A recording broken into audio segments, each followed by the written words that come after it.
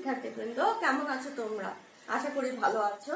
আজকে আমরা দেখবো অধ্যায় 7 পদার্থের রাসায়নিক ধর্মের গুরুত্বপূর্ণ টপিক সান্দ্রতা। সান্দ্রতা জানার আগে আমরা যে দেখবো প্রবাহীর প্রবাহ। প্রবাহীর প্রবাহ বা ফ্লো অফ ফ্লুইডস। প্রবাহীর প্রবাহ দেখো, আমরা জানি যে প্রবাহী দুই প্রকার, একটা হচ্ছে তোমার তরল আর এটা হচ্ছে বায়বীয়।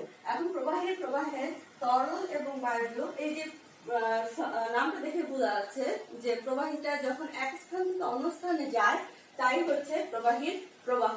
প্রবাহীর প্রবাহ আমাদের বেশ কিছু রকম আছে, তার মধ্যে আমরা দেখব স্ট্রিমলাইন মোশন বা স্রোতরেখা প্রবাহ। স্রোতরেখা প্রবাহ, স্ট্রিমলাইন মোশন। যদি একটা পাইপের কথা আমরা চিন্তা করি, পাইপের মধ্যে দিয়ে তরল যাচ্ছে, তখন দেখা যাবে যে এটা পাইপের সাথে বা তার গতিপথের সাথে সমান্তরাল আছে, সমান্তরাল ভাবে প্রবাহগুলো প্রবাহিত হচ্ছে। যে যদি সমান্তরাল থাকে তাকে বলা হচ্ছে স্রোতরেখা প্রবাহ বা স্ট্রিমলাইন মোশন। আরেকটা দেখা যাচ্ছে টার্বুলেন্ট প্রবাহ বা বিক্ষিপ্ত প্রবাহ। নাম দেখে বোঝা যাচ্ছে বিক্ষিপ্ত, তার মানে হচ্ছে প্রবাহের অণুগুলা বিক্ষিপ্ত থাকবে, গতিপথের সাথে সমান্তরাল আর থাকবে না।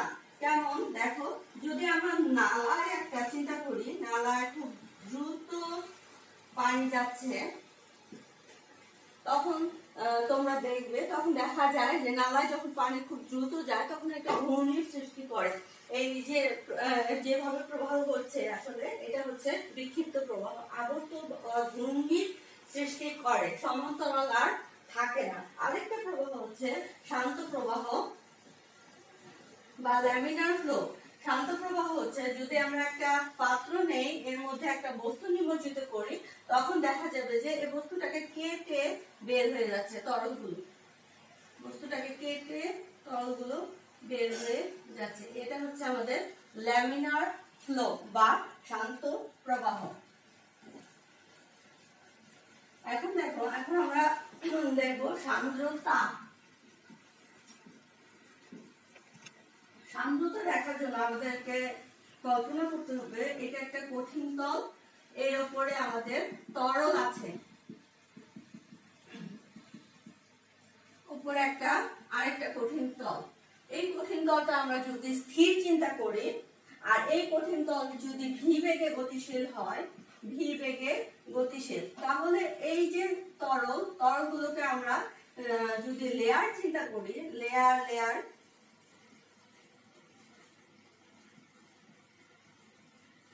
যদি চিন্তা করি, তাহলে দেখা যাবে যে এই কঠিন তলের সাথে লাগানো বা সংলগ্ন যে স্তরটা আছে, এই স্তরটা তোমার এই কঠিন তলের সাথে, এই কঠিন তলটা স্থির, এই লেয়ারটাও তোমার স্থির বিবেচনা করবো। আর এই কঠিন তলটা যেহেতু আমাদের ভি বেগে গতিশীল, দেখা যাবে যে এই লেয়ারটাকেও সমবেগে গতিশীল হচ্ছে। পরবর্তীতে দেখা যাবে যে এই কঠিন তলের সাপেক্ষে এটা স্থির, এটা একটু গতিশীল বা একটু বেগ প্রাপ্ত হয়েছে, তার চেয়ে বেশি বেগ প্রাপ্ত হয়েছে এই স্তরটা, তার চেয়ে বেশি এই স্তরটা। তার মানে দেখো, এই স্তরগুলোর মধ্যে একটা বেগের পার্থক্যের সৃষ্টি হয়েছে।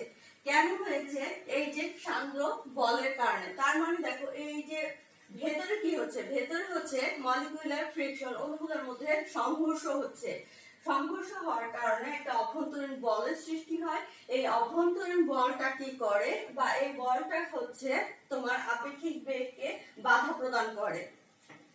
তার মানে এই যে লেয়ার গুলোর মধ্যে আমরা যদি ধরে নেই বেগের পার্থক্য ডিভি, আর এই দূরত্ব যদি আমরা ধরে নেই ডিওয়াই, তাহলে বিজ্ঞানী নিউটন একটা সূত্র প্রদান করেন, সূত্রটা আমরা বলবো।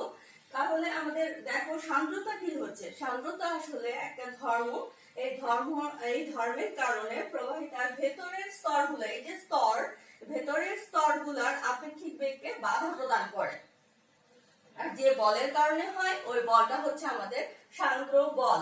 বিজ্ঞানী নিউটন একটা সূত্র প্রদান করেন যে এইভাবে, যে যদি সান্দ্র বলটা যদি এই কঠিন তলের আমরা কমন ক্ষেত্রফল ধরে নেই এ, এই ক্ষেত্রফলের সমানুপাতিক আর ডিভির সমানুপাতিক ডিওয়াই এর ব্যস্তানুপাতিক।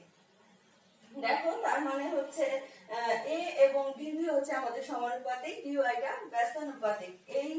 এইটাকে আমরা একসাথে বলতে পারি বেগের নতি বা বেগের অবক্রমণ।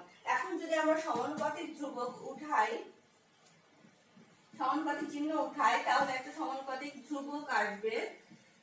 এই ধ্রুবকের নাম হচ্ছে সান্দ্রতা সহগ বা সান্দ্রতাঙ্ক। সান্দ্রতা সহগ বা সান্দ্রতাঙ্ক, এখান থেকে আমরা সান্দ্রতা সহগের মানটা বের করতে পারি এ ভাগ এ ডিভি ভাগ ডিওয়াই। দেখো যদি বলা হয় যে সান্দ্রতাঙ্ক কি, তাহলে তোমরা এখান থেকে বের করতে পারবে। নিচের অংশটুকু আমরা জানি, এক একক যদি ধরি, যেমন একক বেগ অবক্রমণ বিশিষ্ট কোন প্রবাহীর একক ক্ষেত্রফল বিশিষ্ট কোন একক ক্ষেত্রফলে যদি সান্দ্র বল এফ পরিমাণ হয় বা একক বল হয়, তাহলে তাই হচ্ছে আমাদের যে পরিমাণ সান্দ্র বল ক্রিয়া করে ওটাই হচ্ছে আমাদের সান্দ্রতাঙ্ক। যে পরিমাণ সান্দ্র বল ক্রিয়া করে এটাই হচ্ছে আমাদের সান্দ্রতাঙ্ক। এখন এইখান থেকে আমরা সান্দ্রতাঙ্কর একক এবং মাত্রা বের করতে পারবো। দেখো এটা যদি আবার লিখে নেই, এটা ভাগ এ ডিভি ভাগ ডিওয়াই, একক এবং মাত্রা বের করতে পারবো। যেভাবে একক হচ্ছে আমাদের বলের একক newton, meter square, meter per second, meter. তাহলে কি হচ্ছে দেখো, newton second meter square, newton second meter per inverse 2। এই হচ্ছে আমাদের সান্দ্রতাঙ্কের একক। অনেক কিছু সান্দ্রতাঙ্কের একক পয়েস বলা হয়। পয়েস 10 পয়েস সমান 1 newton second per meter square. এই গেল আমাদের সান্দ্রতাঙ্কের একক। আমরা একই ভাবে আমরা মাত্রা বের করতে পারি। দেখো যদি আমরা মাত্রা বের করি, এদিকে মাত্রা আছে m l t inverse 2 l square, এদিকে l ইনভার্স 2, এদিকে আছে l। তাহলে m আর l t ইনভার্স 2, এই হচ্ছে আমাদের সান্দ্রতাঙ্কের মাত্রা। এখন তরলের এবং গ্যাসের ক্ষেত্রে দেখা যায় যে সান্দ্রতার প্রভাব আছে। কিভাবে? টেম্পারেচারের উপর নির্ভরশীল। এখন তরলের ক্ষেত্রে যদি আমরা চিন্তা করি, তরলের ক্ষেত্রে একটা সূত্র আছে log eta = a + b ভাগ t। দেখো এখান থেকে দেখা যাচ্ছে এখানে টি হচ্ছে কেলভিন তাপমাত্রা। এখান থেকে দেখা যাচ্ছে টি যদি আমাদের বাড়ে তাহলে এইটাটা কমে যাচ্ছে, এবং টি যদি কমে তাহলে এইটাটা বেড়ে যাচ্ছে। তাই কি হয় দেখো, তরলের ক্ষেত্রে যদি টেম্পারেচার বাড়ে, আসলে টেম্পারেচার বাড়লে অণুগুলোর মধ্যে গতিশক্তি বাড়ে। গতিশক্তি বাড়লে দেখা যায় যে আন্তঃআণবিক দূরত্বটা বেড়ে যাচ্ছে। আন্তঃআণবিক দূরত্ব যদি বেড়ে যায় তাহলে আন্তঃআণবিক বল কমে যায়। আন্তঃআণবিক বল কমে গেলে তোমার সান্দ্র বলও কমে যাবে। এটা যদি আমরা গ্রাফের সাহায্যে দেখি, log eta t 0। এখন দেখো এই গ্রাফের সাহায্যে দেখা যাচ্ছে যে log ইটার মান যত বেশি, টেম্পারেচার মান যত কম log ইটার মান বেশি, টেম্পারেচার মান বেশি হলে log ইটার মান কম। এবং এখন আমরা যদি গ্যাসের ক্ষেত্রে দেখি, ইটার সমানুপাতিক ρ/t। টেম্পারেচার বাড়ে গেলে সান্দ্রতাঙ্কের মান বাড়বে, টেম্পারেচার কমলে সান্দ্রতাঙ্কের মান কমবে। এখানটি হচ্ছে কেলভিন তাপমাত্রা। চাপের ক্ষেত্রে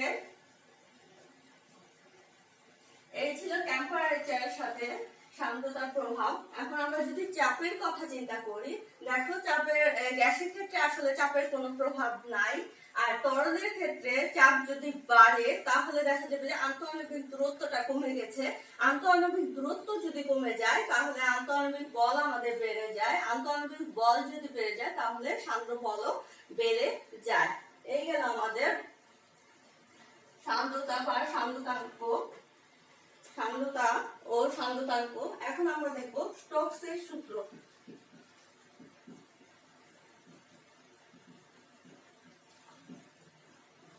স্টোকসের সূত্র দেখার জন্য আমরা যদি একটা পাত্র নেই, এর মধ্যে একটা বস্তু প্রবাহিত হয়, তাহলে দেখা যাবে যে বস্তুটা এটা কিভাবে যাবে আমরা একটু আগে দেখলাম।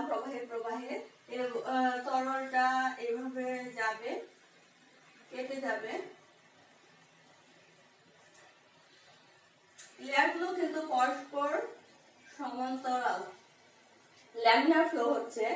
এখন দেখো যদি বস্তুটা ভি বেগে গতিশীল হয়, মানে ভি বেগে নিচে পড়তে থাকে বস্তুটা, তাহলে কি হয়? তাহলে দেখা যাবে যে বস্তুটা যেদিকে গতিশীল সান্দ্র বলটা তার বিপরীত দিকে কাজ করবে, সান্দ্র বল বিপরীত দিকে কাজ করবে। যদি বস্তুটা গোলক হয় তাহলে বিজ্ঞানী স্টোকস বলেন, বিজ্ঞানী স্টোকস এই গোলকের ব্যাসার্ধ হচ্ছে আর এর সমানুপাতিক বলেন।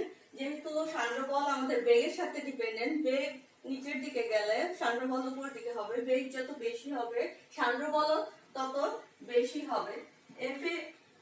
ভি এর সমানুপাতিক সান্দ্র বল আর সান্দ্রতাঙ্কের সমানুপাতিক বা সান্দ্রতা সহগের সমানুপাতিক। এই গেল আমাদের স্টোকসের সূত্র। যদি আমরা সমানুপাতিক চিহ্ন উঠাই তাহলে একটা সমানুপাতিক ধ্রুবক পাবো। পরবর্তীতে বিজ্ঞানী স্টোকস গাণিতিকভাবে প্রমাণ করেন যে k এর মান 6 pi r eta V. And 6 পাই হলো কেন? 6 পাই আসলে এই সুষম গোলকের ক্ষেত্রে কিন্তু 6 পাই। যদি এখানে ত্রিভুজ বা অন্য কোনো আকৃতির বস্তু হতো তাহলে আর 6 পাই হতো না, অন্য কোনো কিছু হতো। বিজ্ঞানী স্টোকস সান্দ্র বলে এই সূত্রটা প্রদান করে F = 6 pi r eta v. এখন আমরা দেখব আন্তঃবেগ বা টার্মিনাল ভেলোসিটি বা প্রান্তিক বেগ। সরি,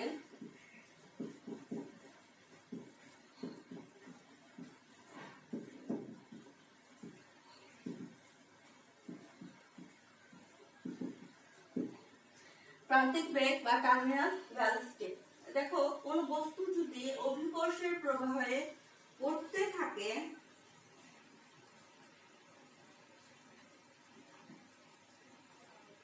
বস্তু যদি অভিকর্ষের প্রবাহে ভি বেগে নিচে পড়তে থাকে তাহলে কি হবে? তাহলে তাহলে তিনটা বল কাজ করে।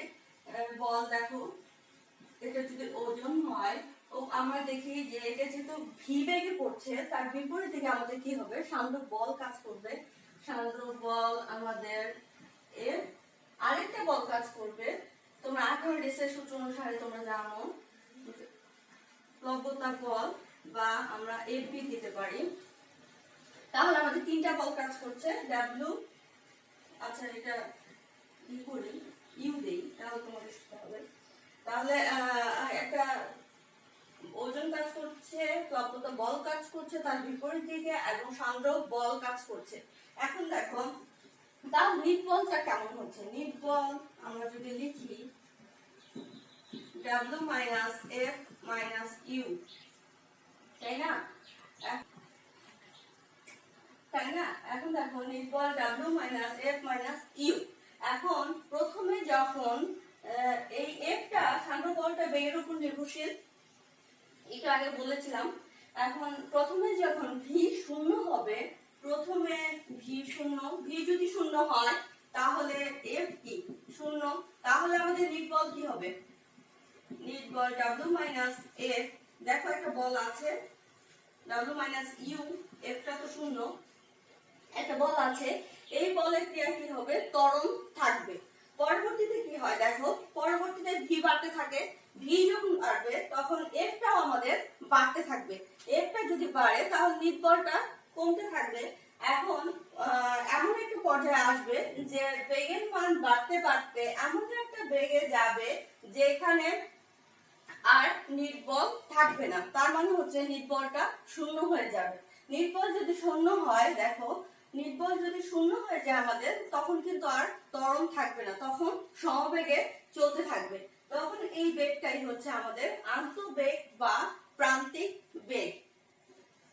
এখন আমরা যদি ক্যালকুলেশন করি, আমরা ডাব্লিউ মান এখানে আমরা লিখতে পারি, যেহেতু গোলক, ডাব্লিউ মান লিখতে পারি 4/3 পাই আর কিউব রো জি, যদি ঘনত্ব রো নট ধরি আমরা, রো নট জি।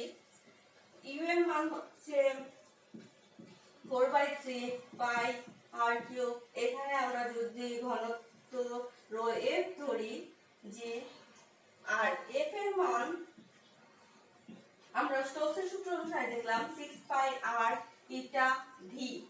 এই মানগুলো যদি আমরা এখানে বসাই, নিট বলে বসাই, দেখো নিট বল, এখানে দেখি নিট বল equal to 4/3 pi r cube rho naught g minus 4/3 pi r cube rho f g minus 6 pi r eta v. এখন দেখো পাই আর কিউব যদি কমন নিই আমরা, rho naught minus rho f minus 6 pi r eta v. এখন আমরা বললাম যখন বেগটা আন্তঃবেগ হবে, প্রান্তিক বেগ হবে, তখন আমাদের কি হচ্ছে, তখন আর নিট বলটা থাকতেছে না, নিট বলটা শূন্য হয়ে যাচ্ছে। তাহলে দেখো আমরা যদি লিখি, এই বেগটা যখন প্রান্তবেগ হয়ে যাচ্ছে, ভি ইকুয়াল টু ভিটি, এখানে ভিটি হচ্ছে আমাদের আন্তঃবেগ বা প্রান্তিক বেগ, তাহলে আমরা লিখতে পারি, তাহলে নিট বলটা শূন্য হয়ে যাচ্ছে, তাহলে আমরা লিখতে পারি, দেখো এই জায়গা থেকে আমরা লিখতে পারি, এটা এখানে লিখি,